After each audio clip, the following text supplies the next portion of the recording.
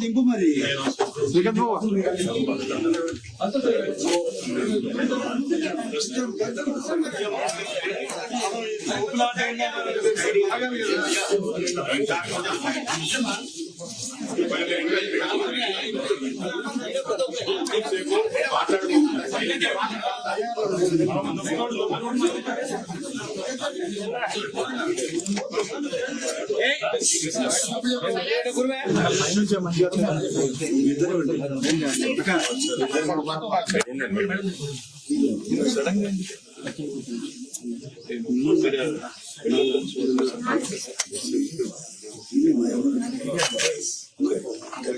Okay. Just to pay our respects. Because as you know, I cannot speak what happened. Of course. మీరు రావడమే నాకు పెద్ద బలం sir. మీరు మీ నాన్నగారు we have a affection which is not today's or yesterday's, it's decades of affection. So మీరు వచ్చిందంటే నాకు చాలా బలం వేసింది. All disturbed, sir. We're all very disturbed. I saw your tweet and Instagram post. నాకేమనిపించిందంటే ఫోన్ నిన్న నుంచి నేను ఫోన్ స్విచ్ ఆఫ్ పెట్టుకుంటాను. I'm not able to see. If I switch on the phone, simultaneously ఒక 5,000 కాల్స్ వస్తున్నాయి. అంటే ఒక call వెనకాల 20 కాల్స్ వెయిటింగ్ వస్తున్నాయి. I'm not able to answer. మీతో మాట్లాడుతుంటే ఎలా జరిగింది అని చెప్పాలి. అది ఆల్రెడీ ఎక్స్ప్లెయిన్ చేస్తున్నాను. It's a big trauma which I went through. I want Balaji అనుగ్రహం వల్లనే I came out of it. We are all there. We were all there. lakhs of people's blessings are with you. What you've done in చిలుకూరులో చేసింది సామాన్యమైన పని. సామాన్యమైన సేవ మీకు తెలియకుండానే లక్షల మంది ఒకరిద్దరు కాదు, మీకు ప్రపంచవ్యాప్తంగా ఉన్నారు. ఇక్కడ కూడా కాదు. చిలుకూరు దేవుడు అంటేనే అమెరికా పంపించే దేవుడు. కాబట్టి మీ వల్ల పిల్లలు ఎక్కడెక్కడో వేల మంది, లక్షల మంది ఎక్కడెక్కడో ఉన్న పిల్లలు అన్ని కులాలు, అన్ని మతాలు, అన్ని భాషలు మాట్లాడటం ఉన్నారు. నేను జరిగింది మాకు అర్థం కాదు. అంటే ఏంటి, ఎట్లా సడన్ గా మనం నిజానికి ఏంటంటే సరే ఎవరి ధర్మం వారిది, ఎవరి నమ్మకాలు వారిది, ఎవరి దేవుడు వారి గొప్ప.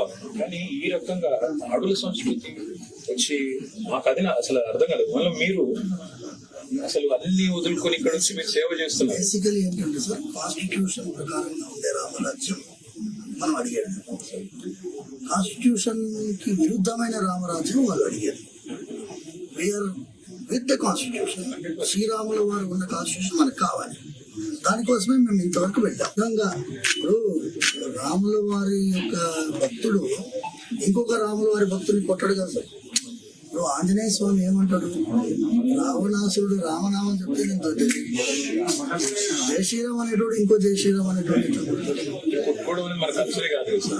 హిందూ ధర్మంలోనే దాడులు కల్చర్ లేదు, న్యాయం. అదే బాధ అనిపించి ఎట్లాగో మేము ఇక్కడ దగ్గరలో ఉన్నాము అన్నారు కల్చర్.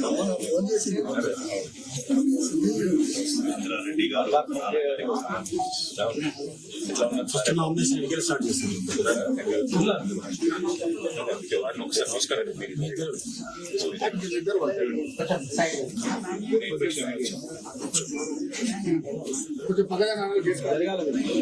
బాబు లోపలికి ఎవరు పోవద్దు, లోపల మీరు ఎవరు పోవద్దు, ఎవరు లోపల పోవద్దు.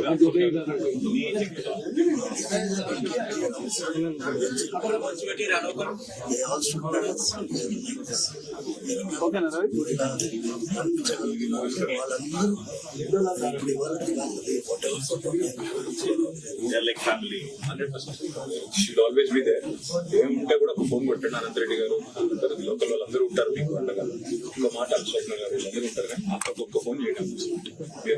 నాన్నగారు నమస్కారం. మీరు అందరూ ఉండండి.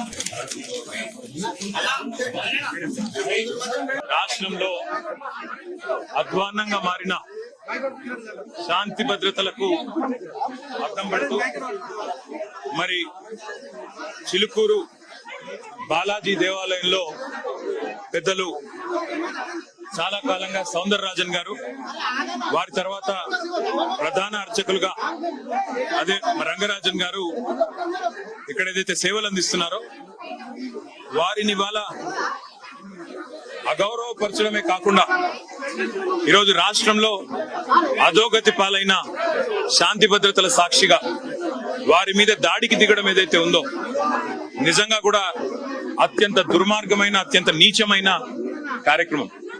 ఇది ఎవరు చేసినా, ఏ పేరిట చేసినా, ఏ ఎజెండాతో చేసినా శాంతి భద్రతల విషయంలో మాత్రం ఉక్కుపాదంతో వ్యవహరించాల్సిన బాధ్యత రాష్ట్ర ప్రభుత్వం మీదనే ఉంటుంది.